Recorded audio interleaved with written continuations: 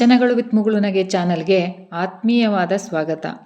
ಮನುಷ್ಯನಿಗೆ ಆಸೆಯ ಮಿತಿ ಎಷ್ಟು ಎಂಬುದನ್ನು ಶರಣರ, ಸಂತರ, ದಾಸರ ತತ್ವ ವಿಚಾರಗಳ ಜೊತೆಗೆ ವಿವರಿಸುವ ಪ್ರಯತ್ನದೊಂದಿಗೆ ನಾನು ನಿಮ್ಮ ಮುಗುಳುನಗೆ.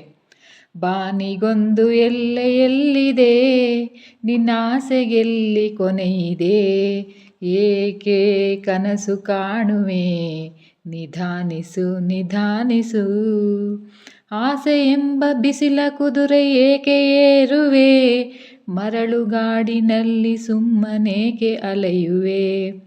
ಡಾಕ್ಟರ್ ರಾಜ್ಕುಮಾರ್ ಮತ್ತು ಆರ್ತಿಯವರು ನಟಿಸಿರುವ ಚಿ ಉದಯಶಂಕರ್ ಅವರು ರಚಿಸಿರುವ ಈ ಹಾಡು 1976ರಲ್ಲಿ ತೆರೆಯ ಮೇಲೆ ಬಂದಿದೆ. ಆದರೂ ಇಂದಿಗೂ ಪ್ರಸ್ತುತ ಮತ್ತು ಮನುಷ್ಯನಿಗೆ ಬದುಕಿನ ಮೌಲ್ಯ ತಿಳಿಸಿಕೊಡುವ ಒಂದು ಗೀತೆ. ಆಸೆಯೇ ದುಃಖಕ್ಕೆ ಮೂಲ ಎಂದರು ಬುದ್ಧ.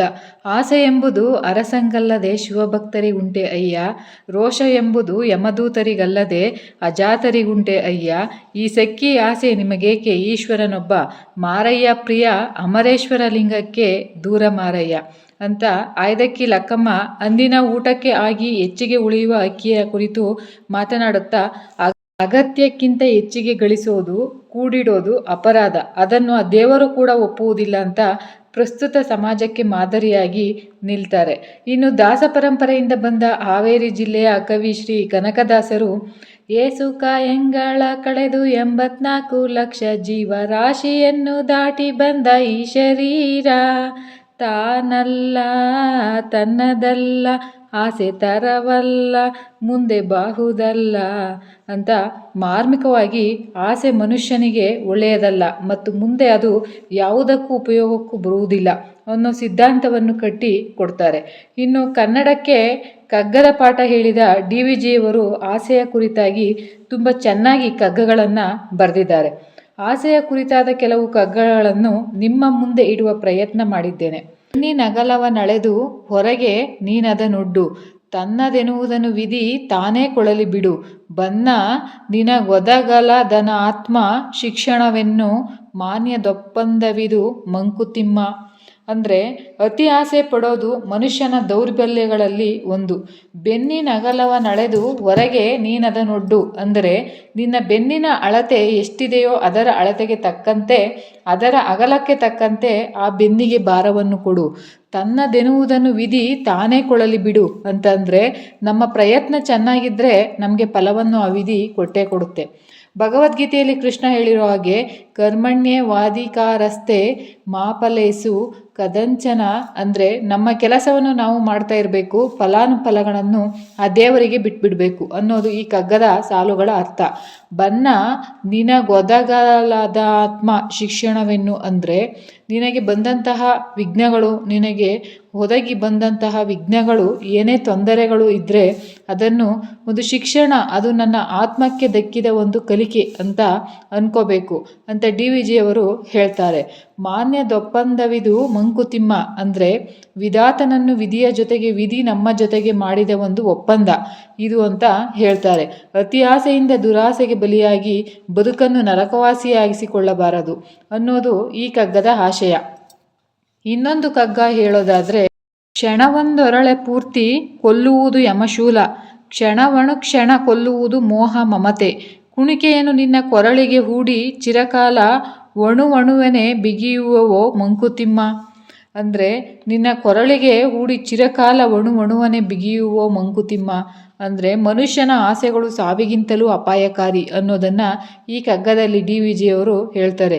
ಕ್ಷಣವೊಂದೊರಳೆ ಕೊಳ್ಳುವುದು ಯಮಶೂಲ ಅಂದರೆ ಯಮ ತನ್ನ ಪಾಶವನ್ನು ತಂದು ಕೊರಳಿಗೆ ಹಾಕಿದ ಕ್ಷಣಾರ್ಧದಲ್ಲೇ ನಮ್ಮ ಪ್ರಾಣವನ್ನು ತೆಗೆದುಕೊಂಡು ಹೋಗಿ ಬಿಡಬಹುದು. ಆದರೆ ಕ್ಷಣ ಕೊಲ್ಲುವುದು ಮೋಹ ಮಮತೆ ಅಂದರೆ ಕ್ಷಣ ಕ್ಷಣವೂ ಈ ಮೋಹ ಮಮತೆಗಳು ನಮ್ಮನ್ನು ಯಮದ ಪಾಶದಂತೆ ಕ್ಷಣವೂ ಕೊಲ್ಲುತ್ತವೆ ಅಂತ DVಜಿ ಸಾಲುಗಳಲ್ಲಿ ಹೇಳ್ತಾರೆ. ಕುಣಿಕೆಯನ್ನು ನಿನ್ನ ಕೊರಳಿಗೆ ಹೂಡಿ ಚಿರಕಾಲ ಅಂದರೆ ಶಾಶ್ವತವಾದ ಕುಣಿಕೆಯನ್ನು ನಮ್ಮ ಕೊರಳಿಗೆ ಹೂಡಿ ಅಣುವು ನಮ್ಮನ್ನು ಕೊಲ್ಲುವಂತೆ ಮಾಡುತ್ತದೆ ಅನ್ನೋದು ಈ ಕಗ್ಗದ ಒಟ್ಟಾರೆ ಅರ್ಥ.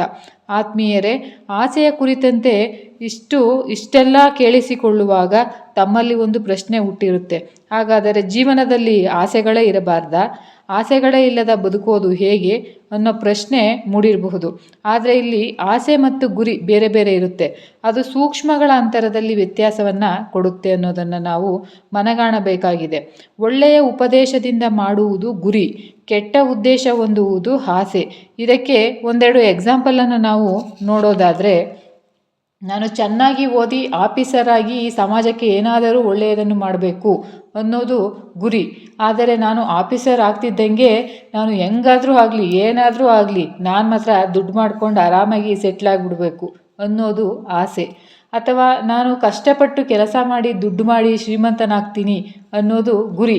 ಆದರೆ ಹೆಂಗಾದರೂ ಸರಿ ಒಟ್ಟಿನಲ್ಲಿ ದುಡ್ಡು ಮಾಡ್ತೀನಿ, ಶ್ರೀಮಂತನಾಗ್ತೀನಿ ಅನ್ನೋದು ಆಸೆ. ಹೆಂಗಾದರೂ ಸರಿ ಸಕ್ಸಸ್ ಆಗಿಬಿಡ್ತೀನಿ, ಹೆಂಗಾದರೂ ಸರಿ ದುಡ್ಡು ಮಾಡಿಬಿಡ್ತೀನಿ ಅನ್ನೋದು ಮನುಷ್ಯನನ್ನು ತಪ್ಪು ಹಾದಿಗೆ ಎಳೆಯುತ್ತೆ. ಆಗ ಮನುಷ್ಯನ ಬದುಕು ನಾಶವಾಗುತ್ತೆ. ಅಮೆರಿಕದ ಚಿಂತಕಿಯಾದಂತಹ ಮಾರ್ಗರೆಟ್ ಮೀರ್ ಅವರ ಚಿಂತನೆಯಂತೆ, never doubt that a small group of thoughtful and committed citizen and change the world. Indeed it's the only thing that ever has.